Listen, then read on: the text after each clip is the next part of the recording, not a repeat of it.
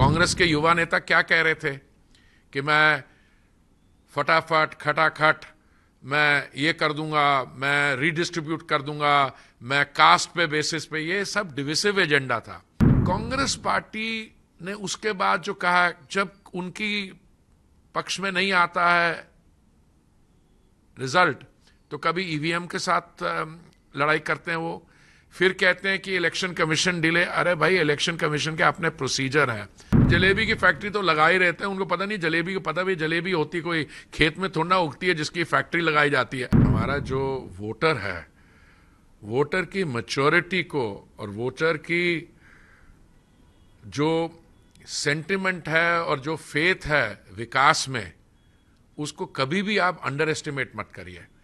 जो दिल्ली के general election में 2024 में और इसके बाद ये जो कांग्रेस पार्टी झूठ और भ्रम फैला रही थी, वो तोड़फोड़ की बात कर रही थी। कांग्रेस के युवा नेता क्या कह रहे थे कि मैं फटाफट खटाखट मैं ये कर दूंगा, मैं रीडिस्ट्रीब्यूट कर दूंगा, मैं कास्ट पे बेसिस पे, ये सब डिविसिव एजेंडा था। हरियाणा के वोटर ने इस समय बिल्कुल स्पष्ट कर दिया है कि वोट उनकी स्टेबिलिटी और कंटिन्यूटी के लिए है। और जो विकास का काम माननीय प्रधानमंत्री जी ने पिछले 10 साल में किया है, जो पिछले 100 दिन पहले जो 100 दिन थे उसमें हुआ है, इसका सबका असर हरियाणा में पड़ा है। दूसरा मैं आपको बताना चाहता हूं, कांग्रेस की स्ट्रैटेजी आप देखिए और उसके साथ जो लोग जुड़े हुए हैं। एक आम आदमी पार्टी जो दिल्ली की राजनीति में एक्टिव है, उन्होंने 90 सीट हरियाणा में थी, 90 सीट जम्मू एंड कश्मीर में है, उनका एक एमएलए जीता, उसकी परसेंटेज निकाल लिए 180 में से एक। कोई भी सीट हरियाणा में उनको नहीं आती लगती है, ठीक है। और हमारी जो वोट है हरियाणा की इस चुनाव में पिछली बारी से ज्यादा है। अब फाइनल आंकड़ा पता नहीं आया नहीं है, जो मैं सुन रहा हूं 51 हमारे होंगे, 3 इंडिपेंडेंट्स हमारे साथ होंगे 90 में से। कांग्रेस पार्टी ने उसके बाद जो कहा, जब उनकी पक्ष में नहीं आता है रिजल्ट तो कभी ईवीएम के साथ लड़ाई करते हैं वो, फिर कहते हैं कि इलेक्शन कमीशन डिले। अरे भाई, इलेक्शन कमीशन के अपने प्रोसीजर हैं। ये आप मैच्योरिटी पॉलिटिकल डिस्कोर्स में उन्होंने पहले ही तय कर दिया था। उनकी एक स्पोक्स पर्सन है, अगर 20 सीट से ज्यादा आ गई हरियाणा में तो मैं ये कर दूंगी, अगर ये हो गया तो मैं ये कर दूंगी।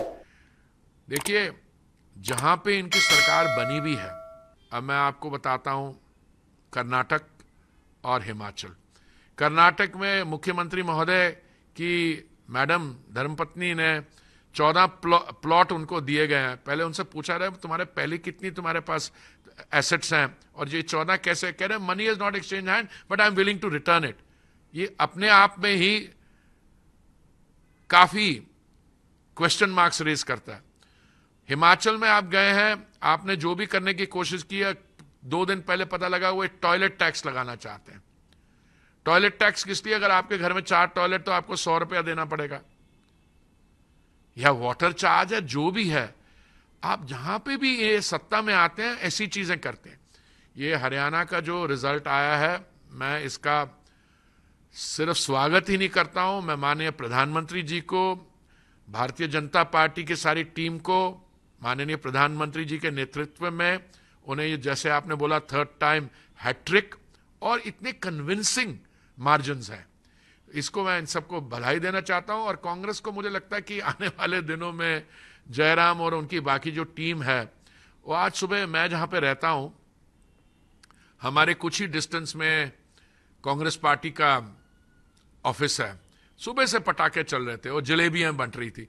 पहले तो उनसे यह पूछा जाए कि ये आप किसी भी डेमोक्रेसी में जलेबी की जो ये यात्रा होती है, थोड़ा ट्रेंड्स आने दो, थोड़ा होने दो, पॉलिटिकल मैच्योरिटी दिखाए। अभी इलेक्ट हुए नहीं, वहां पे ये शुरू हो गए कि कौन मुख्यमंत्री होगा, कई दावेदार बन गए। दलित कैंडिडेट वो नहीं होगा, महिला कैंडिडेट वो नहीं होंगे, कोई और होंगे, ताऊ जी आएंगे। देखिए, ऐसा है, इस समय हम सेलिब्रेट कर रहे हैं डेमोक्रेसी को। जम्मू एंड कश्मीर क्या हालत थी, क्या आज स्थिति है, वहां पे एक मजबूत सरकार बनेगी और आने वाले समय में वो जो पहले था पथराव इंडस्ट्री एटसेट्रा, उससे चल के आप देखिए कितनी वहां पे विकास पे काम हुआ है। होटल्स भरे हुए हैं, सिविल एविएशन मंत्रालय जिसके साथ मैं जुड़ा हुआ था, पैसेंजर्स सीट नहीं मिलती वहां जाने के। और हरियाणा वो कह रहे थे ये हो जाएगा। अब देखिए वो कहते हैं क्या, bad loser always quarrels with his instrument. अभी तो आने वाले समय में देखिए कांग्रेस के अंदर और क्या क्या होती है, क्योंकि ये जो डिविसिव पॉलिटिक्स इन्होंने शुरू की थी, मैं इसका सेंसस करवा दूंगा, मैं उसका वो करा दूंगा। पहले उनके एक मेंटर हैं जो बाहर रहते हैं कि Bharat is not one country, ये अलग अलग लोग हैं, जो उत्तर के हैं वो पता नहीं कहीं से आए हैं, जो नॉर्थ ईस्ट वाले हैं वो चाइनीज हैं, ऐसी ऐसी बातें। इनका पॉलिटिकल डिस्कोर्स बहुत ही घटिया किस्म का हो गया। और आज इसमें इनको हरियाणा के चुनाव में जनता का जवाब पूरे सही तरीके से मिल गया। कर रहा है नहीं कर रहा, वो अपनी जो उन्होंने नैरेटिव बनाया था उनको ये अभी रियलाइजेशन डॉन नहीं हो रही, अभी वो डिनायल में है। कोई बात नहीं, सही माने में उनको पूरी समझ आ जाएगी। तो जलेबी की फैक्ट्री तो लगा ही रहते हैं, उनको पता नहीं जलेबी को, पता भी जलेबी होती कोई खेत में थोड़ा उगती है जिसकी फैक्ट्री लगाई जाती है। एनीवे, मैं आपको एक चीज और बताऊं, इन्होंने बड़ी कर्नाटक में वादे किए, वादे पूरे नहीं कर पाए, सरकार कंगाल हो गई, अब उसको अगर टॉयलेट टैक्स लगाना पड़ रहा है। ये सारी एक ऐसा किस्म का पॉलिटिकल डिस्कोर्स है, लोगों को घटिया तरीके से डिस्क्राइब करना। अभी पीछे इनके जो पार्टी के अध्यक्ष हैं वो कहीं बोलते बोलते उनकी तबीयत खराब हो गई, और वो उसके दौरान वो हमारे माननीय प्रधानमंत्री जी के बारे में उन्होंने कुछ ऐसे शब्द इस्तेमाल किए जो मैं जिसकी कड़ी निंदा करता हूं। और खुद में ये भी कह गए अगर कांग्रेस आ गई तो आतंकवाद भी आ जाएगा, पता नहीं उसी भाषण में क्या और किसी और में। तो ये तो थोड़ा सा इस समय स्थिति उनकी जो है, मैं समझता हूं उनको इंट्रोस्पेक्शन करनी चाहिए।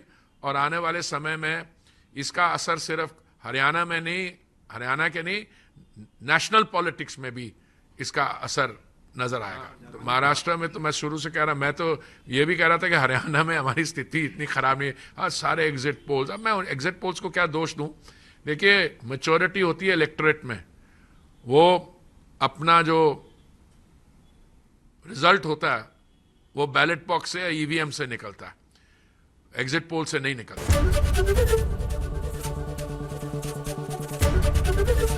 एबीपी गंगा, खबर आपकी, जुबान आपकी।